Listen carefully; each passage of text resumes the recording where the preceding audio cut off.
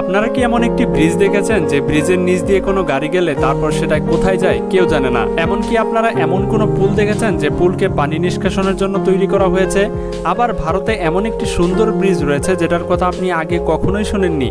তো বন্ধুরা, আজকের এই ভিডিওতে আমি আপনাদের এমন কয়েকটি ব্রিজের কথা বলতে যাচ্ছি যেগুলো দেখতে তো অনেক সুন্দর, কিন্তু এর পেছনের গল্পটা আরো বেশি সুন্দর। তাহলে আর কথা না বাড়িয়ে চলুন আজকের ভিডিওটি শুরু করা যাক।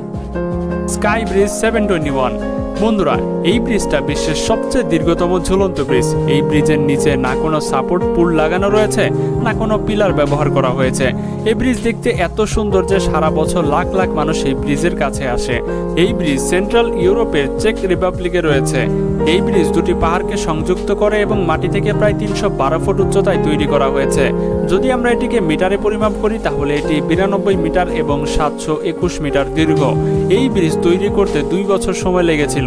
সেখানকার গভর্নমেন্ট এই ব্রিজ তৈরি করার জন্য $1.4 মিলিয়ন ব্যয় করেছিল। এই ব্রিজ দেখতে যতটা সুন্দর লাগে তার থেকে সুন্দর লাগে এই ব্রিজের উপরে হেঁটে চলা। আপনারা যদি এই ব্রিজের উপরে চলেন তাহলে আপনাদের উপর থেকে দেখতে এমনটাই সুন্দর লাগবে। এছাড়াও এই ব্রিজের সবচেয়ে মজার ব্যাপার হলো এই ব্রিজে শুধু একদিক থেকে লোক চলাচল করতে পারে, অর্থাৎ এই ব্রিজটি ওয়ান ডাইরেকশনাল ব্রিজ। তাছাড়া এই ব্রিজটিকে এত বেশি মজবুত করে নির্মাণ করা হয়েছে যে 500 লোক একসাথে এটার উপরে যেতে পারবে, তবুও ব্রিজের কিছু হবে না। আর এখন আসছে এই ব্রিজের দ্বিতীয় অংশটি।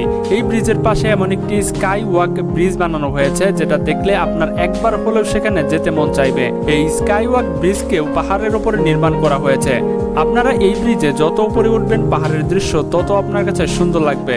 এমন ব্রিজে হাঁটার মজাই আলাদা। Glass bottomed bridge. বন্ধুরা, এই ব্রিজ চায়নার ঝাংজিয়াং সিটিতে অবস্থিত।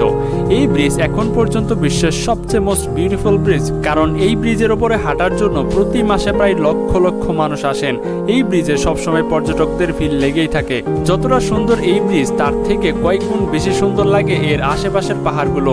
এই ব্রিজগুলো বানানোই হয়েছে এমন জায়গায় সেখান থেকে আপনি আশেপাশের পাহাড়ের সৌন্দর্য মনোরম দৃশ্যটি দেখতে পারবেন। যখন এই ব্রিজটা লোকদের জন্য খোলা হয় তখন অধিকাংশ মানুষই এই ব্রিজের উপরে হেঁটে যেতে প্রস্তুত ছিল না। তারা ভেবেছিল এটি কাচের তৈরি একটি ব্রিজ, যদি চলাচল করতে গিয়ে এটি ভেঙে যায়। এই ব্রিজ তৈরি করা ইঞ্জিনিয়াররা এই ব্রিজে ব্যবহার করা কাচকে একটি ব্রিজের মাঝখানে রাখে আর লোকদের দিয়ে এই কাচের ওপরে হাতুড়ি মারতে শুরু করতে দেখা যায়। ইঞ্জিনিয়াররা লোকদের চ্যালেঞ্জ করে এই কাচটি ভাঙার জন্য। লোকেরা এই কাচের ওপরে হাতুড়ি মারতে থাকে, কিন্তু কাচের কিছুই হয় না। কিন্তু ছোট ছোট কিছু ক্র্যাক আসে, কিন্তু পরে তা ঠিক হয়ে যায়। লোকেরা যখন এসব দেখে তখন এটার উপরে তারা নির্ভয়ে চলাচল করতে পারে। তারপর থেকে তো এই ব্রিজের উপরে পর্যটকদের বন্যা লেগে গিয়েছে। Golden bridge. বন্ধুরা, এটি ভিয়েতনামের একটি ব্রিজ। এই ব্রিজও দুনিয়ার সবচেয়ে সুন্দরতম ব্রিজগুলোর মধ্যে একটি, কারণ এর সৌন্দর্য দেখে আপনার একবার হলেও এখানে যেতে চাইবেন। এই ব্রিজটাকে পাহাড়ের উপরে বানানো হয়েছে এবং এই ব্রিজটির নকশা অন্য সব ব্রিজ থেকে একবারই আলাদা, কারণ এই ব্রিজ দেখলে মনে হবে কেউ দুটি হাত দিয়ে এই ব্রিজটিকে ধরে রেখেছে। এই ব্রিজে যে দুটি হাত ব্যবহার করা হয়েছে এই দুটি হাতই হচ্ছে এই ব্রিজের সাপোর্ট। ভিয়েতনাম ছাড়াও সারা বিশ্বের মানুষ এখানে ছুটি কাটাতে আসে। এই ব্রিজ দেখতে যতটা সুন্দর ততটাই বিপজ্জনক, কারণ এই ব্রিজ শীতের সময় ও বৃষ্টির সময় পিচ্ছিল হয়ে যায়, যেখানে যে কেউ পিচ্ছিল খেয়ে পড়ে যেতে পারে নিচে। আর এই ব্রিজের নিচে এত বেশি গর্ত রয়েছে যে যদি কেউ এর ভেতর থেকে পড়ে যায় তাহলে তার বডি খুঁজে পাওয়া মুশকিল হয়ে দাঁড়াবে। গেটশেড মিলেনিয়াম ব্রিজ। বন্ধুরা, এই ব্রিজ ইংল্যান্ডে অবস্থিত এবং এটিকে টাইম টেবিলের উপরে তৈরি করা হয়েছে। এই ব্রিজ শুধু সাইকেল এবং হেঁটে চলা লোকদের জন্য। এই ব্রিজের ওপর দিয়ে বাইক বা গাড়ি নিয়ে যেতে পারবেন না।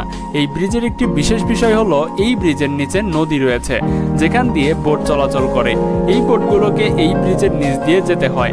এই বোটগুলো এই ব্রিজের নিচ দিয়ে যেতে হলে এই ব্রিজকে আরো সোজা করতে হবে, আর দিনে কয়েকবার এই ব্রিজকে খোলা এবং বন্ধ করা হয়। এই ব্রিজকে ব্লিঙ্কিং আইজের মতো দেখতে লাগে, যার কারণে ইংল্যান্ডরা এই ব্রিজের নাম দিয়েছে ব্লিঙ্কিং আইজ। এই ব্রিজ 126 মিটার দীর্ঘ এবং 8 মিটার চওড়া, যেখানে সাইকেল চালানো ব্যক্তি এবং হেঁটে চলা ব্যক্তি সহজেই যেতে পারে।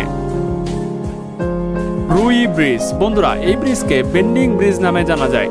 এই ব্রিজটি চায়নার জিয়াং সিটিতে রয়েছে। এটি 100 মিটার লম্বা এবং 140 মিটার উচ্চতা রয়েছে।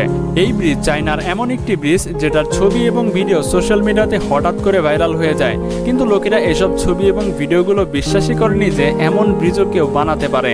সবাই এই ছবি এবং ভিডিওগুলোকে ফেক বলে মনে করছিল, কিন্তু কিছু সময় পরে সোশ্যাল মিডিয়াতে এরকম আরো অনেক ভিডিও ভাইরাল হতে দেখা যায়, যার কারণে অনেকেই এই ব্রিজের সম্পর্কে জেনে জেনে যায়।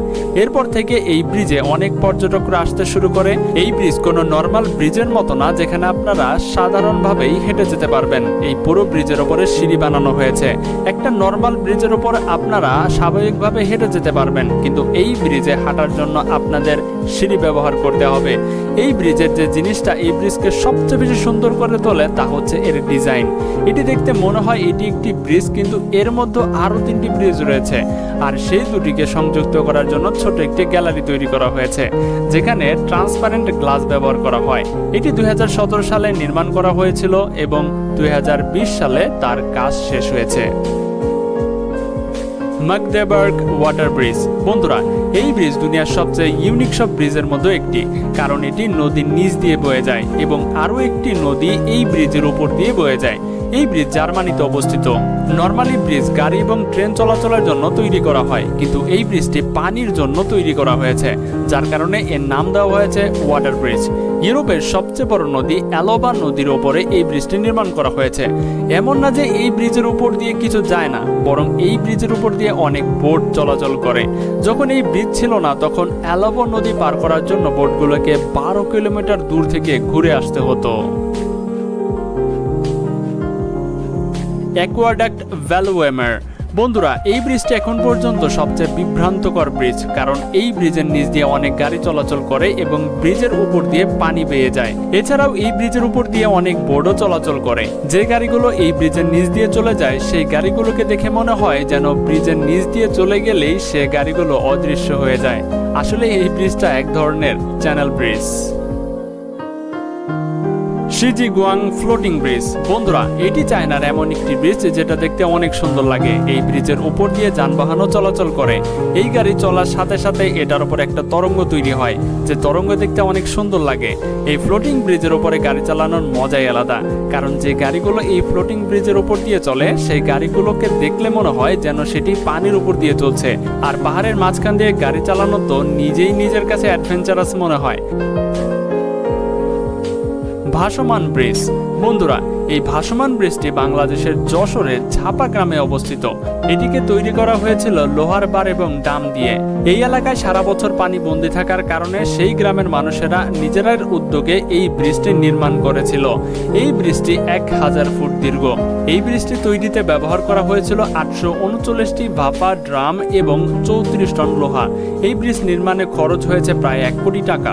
এই গ্রামে মানুষদের চলাচলের একমাত্র মাধ্যম হচ্ছে নৌকা, কিন্তু এই ব্রিজটি হওয়ার পর মানুষেরা সহজে চলাচল করতে পারে এক গ্রাম থেকে আরেক গ্রাম। এই ব্রিজ তৈরি করা হয় ঝাপা গ্রামের যোগাযোগ ব্যবস্থা উন্নতির জন্য। এটি 2017 সালের আগস্টে শুরু করে এবং 2018 সালের জানুয়ারিতে শেষ হয়।